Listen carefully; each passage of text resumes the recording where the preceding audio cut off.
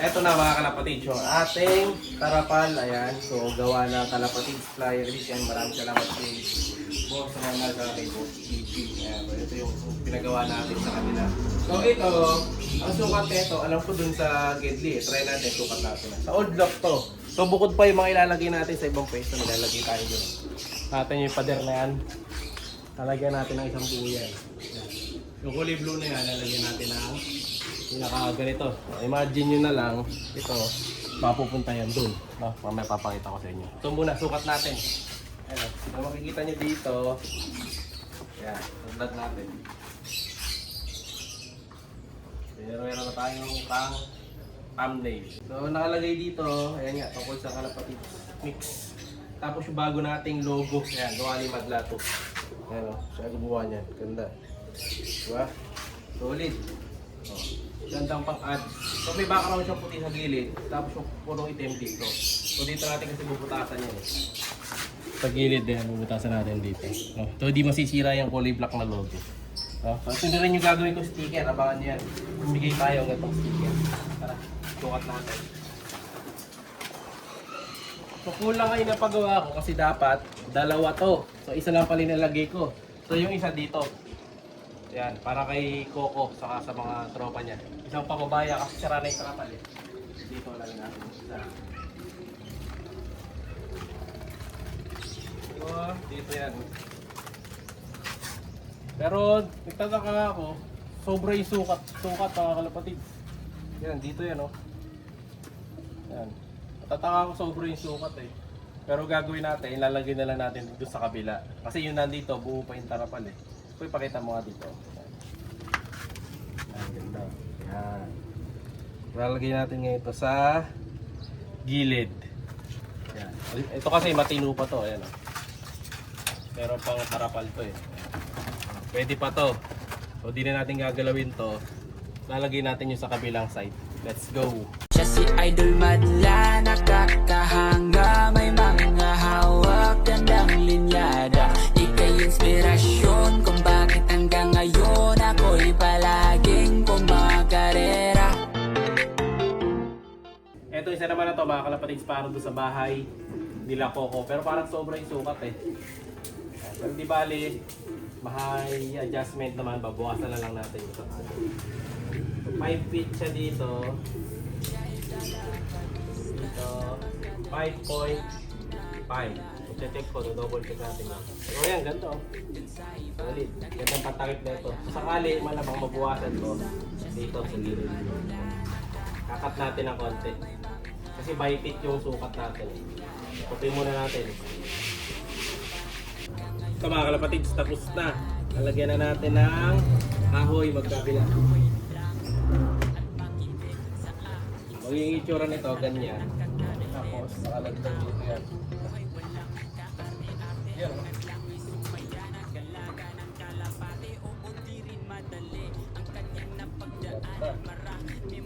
Ayusin lang natin, hindi matatanggal, saka hindi masisira. Diba? Alright. Ay kanyang nalalasahan, pero bago ang lahat ay doon salamat nga pala sa naibahagi mong nakakahalaga sa aking kapapanood. Marami akong natutunan bukod sa high blood, si Warden estilong pangmalakasan kasama na mga tips mo, mga vitamins, mga daily maintenance, pati na morning routines. Ang galing-galing mo idol, wala na akong masabi, lalo na sa pagpi-free flight ng mga kalapate. Siya'y kalapatistang napakagaling na kinakilala. Hindi mo makumbir dun sa iba, taglay niyang kakayahan ay kinakabisa. Siya si Idol Madla, nakakahanga, may mga hawa. Yun, neto na, tapos na. Lalagay na rin natin dito kay Coco yung una nating tarpaulin ng kalapatids. Solid. Ganda. Diba? Nakaalam rin na ng konti yan para kahit pa paano. Para siyang billboard mo yun.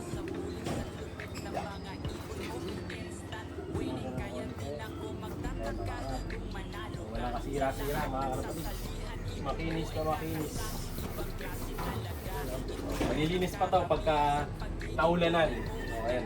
Sakto na to, safe na ngayon sila Coco dito sa ulan.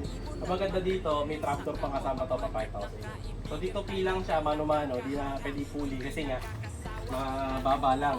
Ayan. Kita naman lahat din ng walang nasayang na pwesto. O, kita pa rin yung satisfaction sakay sa kabila.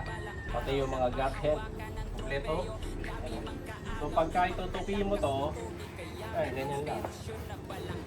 Mano-mano lang.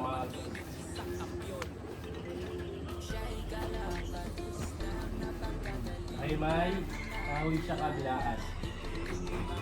Pantay, saksak na lang. Ganun lang. Pag bubuksan mo yung trapdoor, ito pa rin. Diba? Pag tatakpan natin to, ito lang. Kita kayo yung kalapatid lang. Kaya maganda dyan. So, meron tayong tali dito para sa trapdoor talaga to. Pero pagka ganyan lang gawin natin. Pero pag medyo mahangin, i-readyan ko ng tali to. Butasan ko to eh. Para pwede siyang itali kahit saan. Okay na mga kalapatid. Tapos pagbabalik nyo, ilang para yung trapdoor nasag ka lang naman ito mga kalapatid. Yung ikot lang. Yan. Okay na.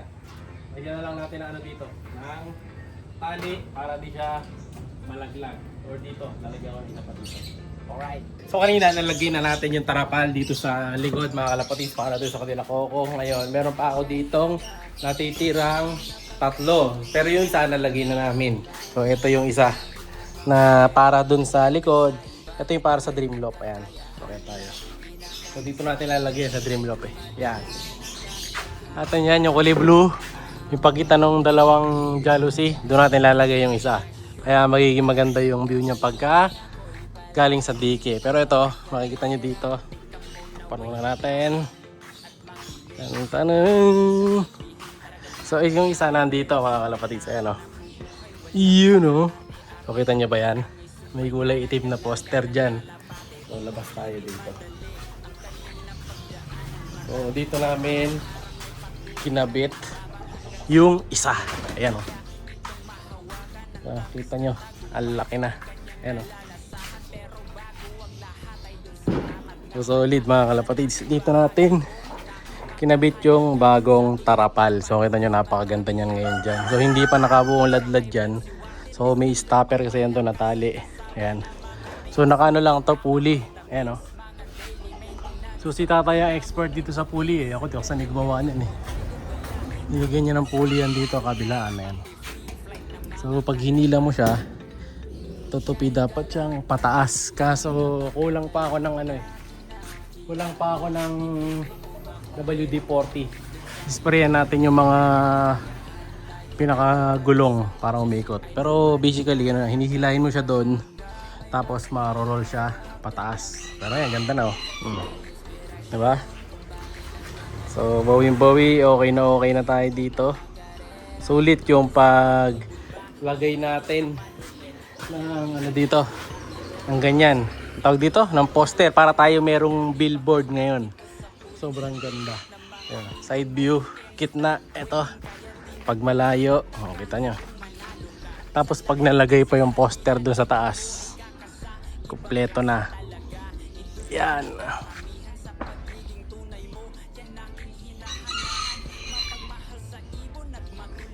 Yun, yung isa doon malalagay yan. Sa side na to.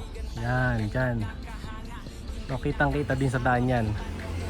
So, nilagay natin dito sa harap to para mas sulit yung paglagay. Siyempre, maraming salamat kay Boss Ronald, saka kay Boss DG, kay Berry. Ayan, sa pagbigay sa atin na napagandang tarpaulin. So, originally, dapat dito yan. Sa loob natin eh. Dito yan sa kabila.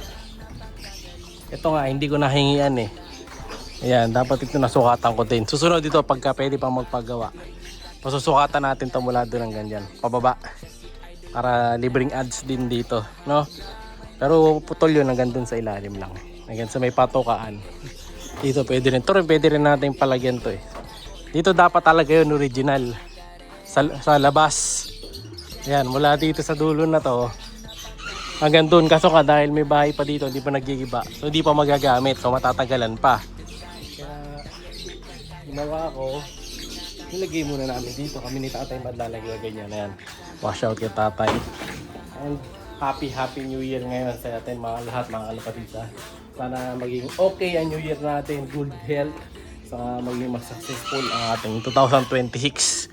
So ayan, muli maraming salamat sa inyo mga kalapatid. Abangan nyo pag nilagay natin yung dalawa pa. So abangan nyo sa next video yung dalawa nating nadali na kalapate. Papakita ko na lang sa inyo, no? Abangan yan next video. Happy New Year! Bye-bye! Siya'y kalapatistang napakagaling na kinakilala.